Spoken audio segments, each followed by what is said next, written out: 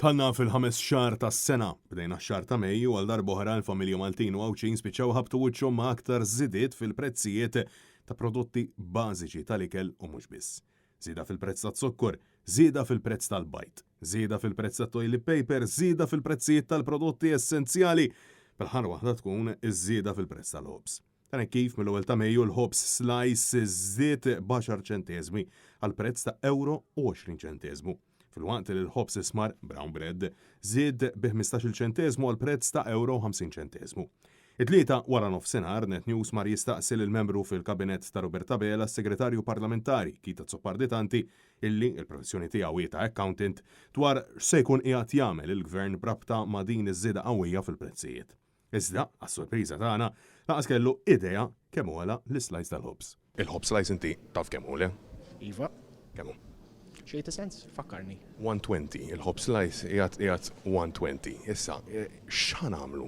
X'sa jiġri? Iktar milli x'ħan għamlu, x'diġà għamilna. Fil-waqt li l-aġir ta' Zopparditanti juri kemm il-Prim Ministru Roberta Bela u t-tim ta' miegħu mhux vera li jħossu l-pols tal-poplu, riċerka mwettqa mill-UHM Voice of the Workers konfermat il-pis li f'Malta preżentament iċ-ċittadini qed ikollhom jerfgħu biex sempliċiment imantnu familja b'dak li huwa bażiku. Iżda għal Zopparditanti il-Gvern diġà għamel ħafna fejn fost oħrajn semma l-prezzijiet tal-fuel kif ukoll l-iskemi tal-Awtorità ta' Djar. Kif wieħed jistenna dar ukoll għaċ-ċekkijiet tar-rifużjoni tat-taxxa ċekk li se jkun ta' madwar 100 euro ċekk li xorta waħda ma jkoprix ix-xirja medja preżentata mill-UHM fil-jiem li għaddew ta' madwar 150 euro. ċekk ta' refund taħseb li hija soluzzjoni għal tal-ħajja, onestament nistaqsi. Ma staqsejtniex pereżempju fuq lajnuniet li se jibdew jingħataw permezz tal-equity sharing.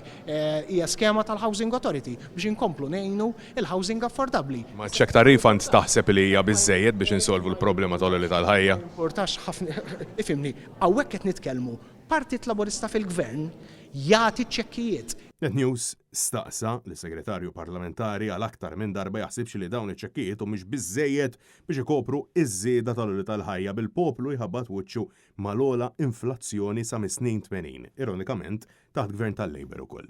Iċ-ċekk ta' refużjoni tat-taxxa hija biżżejjed għall-ogħla tal-ħajja dik li qed nistaqsik. Tkellim ma' shareholders tiegħek u għajdilhom jiddeċiedu jew lajnuna mhix sostenibbli jew lajnuna mhix biżżejjed.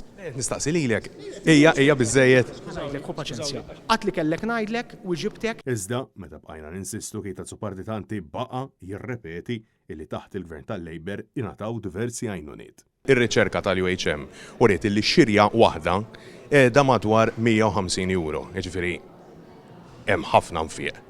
U ir-rata qed titla' u l-prezzijiet qed jitilgħu. Mela, ħanerġa' nirrepetilek. Bil-Partit Laburista fil-Gvern ingħataw diversi għajnuniet. Il-verità hi li meta ċittadini Maltin u Għawċin qed imorru jagħmlu x-xirja tagħhom qed jaraw illi ċertament dak li qed jagħmel magħhom il-Labor żgur mhux biżżejjed, filwaqt illi l-ftit tal-qalba kif ikkonfermat Rosjan Kutajjar jibqgħu jitħanżru.